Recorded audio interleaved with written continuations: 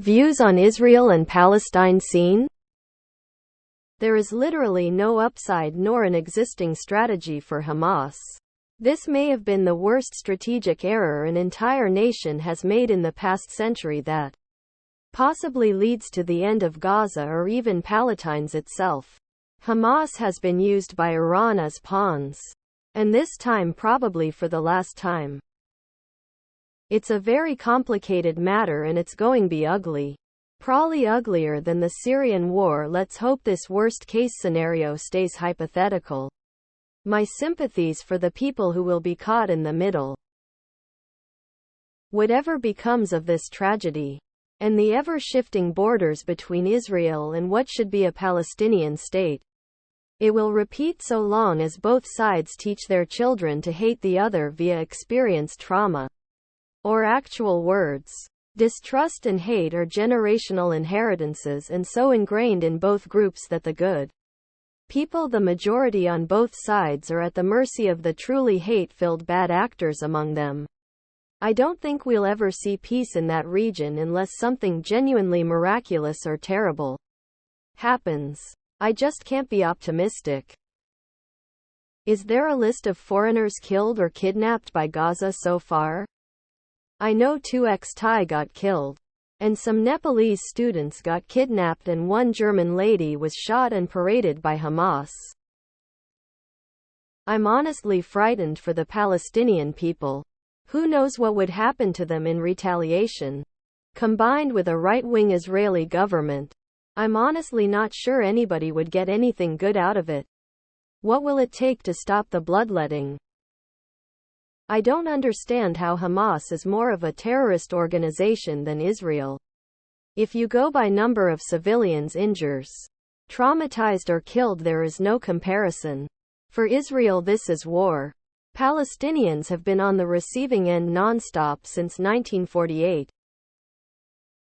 For anyone criticizing Israel, I am really curious.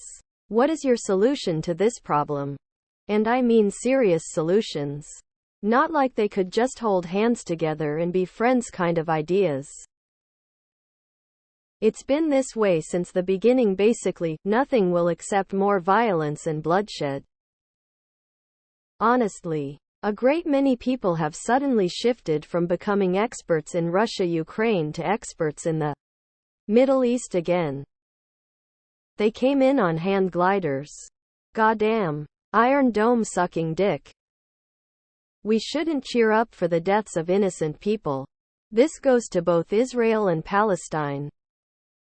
Lock PPL up for long enough, and they become animals. Nothing new to it happens all the time everywhere. When hope dies, humanity dies with it. Guess the final little hope the Palestinians had died some time ago. So they resort to inhuman and atrocious actions. Everything is just sad about this situation. Even the future for both parties is sad. There's nothing good about anything happening in those parts of the world now. I have no sympathy anywhere. Fresh out. Had some left for Palestine just last week. Better question to ask: why now, and who is behind support for Hamas? Answer now. Because it diverts attention from Russian crimes in Ukraine and may divert support away from Ukraine. As to who is behind Hamas? Putin. Need aliens to come down and tell us the truth so Israelis and Palestinians can stop the fighting. I honestly think Putin is involved. The biggest U.S. advantage of a Saudi deal was that it would bring oil prices lower as part of any agreement. It would make sense from his perspective to try and blow things up since it's not that different from the divide and rule strategy he pursued in the ex-Soviet states. Israel has the right to defend themselves. Try being gay or have women's rights or democracy under Hamas. Palestine is a fake country anyway. It's just Muslims being interland of Jews as they're taught by their pedo warlord barbaric savage book. You can't expect to be an occupation force and humiliate people for decades and not respect their lives, add their beliefs, and be systematically racist towards them and not expect resistance. Reddit surprises me. Half of the people here imagine Hamas to come from another country to fight the Israelis. Sad and tragic for both sides. A loot of non-geopolitics savvy people are getting a newsflash that the world is rarely black and white, and Israel is just barely a lighter shade of gray than Palestine. It's just a needless awful situation, and I feel bad for the families of Israeli victims. I can't wrap my head around the self-sabotage from Hamas, but I guess it doesn't matter at this point. Regardless of views one may have, Israel will come out on top and Hamas will be on the receiving end of a lot of ordnance. Everyone knows what's going to happen. Hamas starts shit and gets hit. Shit's crazy. Lebanon is where Hamas fired its rockets. So why is Israel attacking Gaza? Isn't Gaza occupied by Israel already? And Iran said it's backing the rockets fired by Hamas. Israel should go after Iran. Israel has proven to be a paper tiger on the verge of becoming a failed state. People are gonna need to buy new maps for Middle East soon. It's going to sprawl into a regional conflict. In the grand scheme of things, I'm not convinced this will change much. Israel will kill and capture whatever Hamas fighters they can. But then what? They'll be left with a bunch of civilians that they don't want to integrate into Israeli society, and that they can't get rid of. So they'll keep the Palestinian areas under occupation.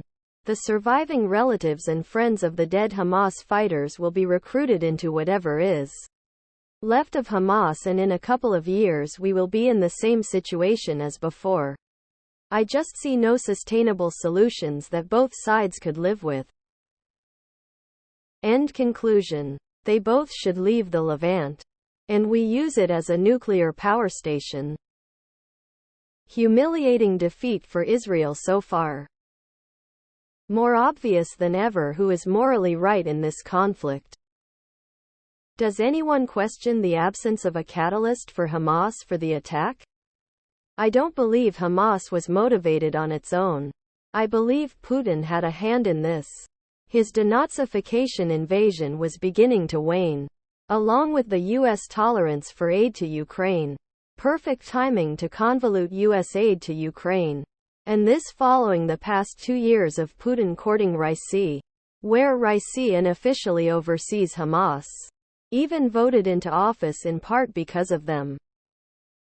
I think them attacking on a holiday is unwarranted, but the IDF attacks Al-Aqsa every year. It shouldn't have happened but was a pipe waiting to burst. The negatives far outweigh any positives, and though there is some justification from the Palestinian side, the consequences are far more dire. I see Netanyahu given the best PR opportunity, and who knows how long he'll sit till someone budges him whilst his Gov's corruption still rife. There were talks of Saudi and Israel mending ties and a potential trade passage mediated by China. Any chance of that is gone. What could have been? BRICS is also gonna be affected by this, I think. It is very puzzling that Israel's Iron Dome air defense system, apparently the best there is, completely failed and allowed 5,000 rockets to hit Israel soil. Israel's arch-enemy in the region and close ally of Russia, Iran, is being implicated in the planning and execution of the initial attack. If that gets legs and the usual Western allies pile in on this narrative, the geopolitical consequences are off the scale. The main goal in this is to inflame the entire balance of power and stop Saudi Arabia from normalizing relations with Israel. Religious fanatics from either side committing terrible crimes. Oh, this religious wars and no Messiah. Hamas wants to murder every Jew in Israel. Anyone who supports them or is talking about decolonizing settler colonies should be treated with the same contempt we hold for Nazi sympathizers. People who are genuinely critical of Israel's actions in the West Bank on humanitarian and not anti-Semitic grounds didn't hesitate to condemn the attacks.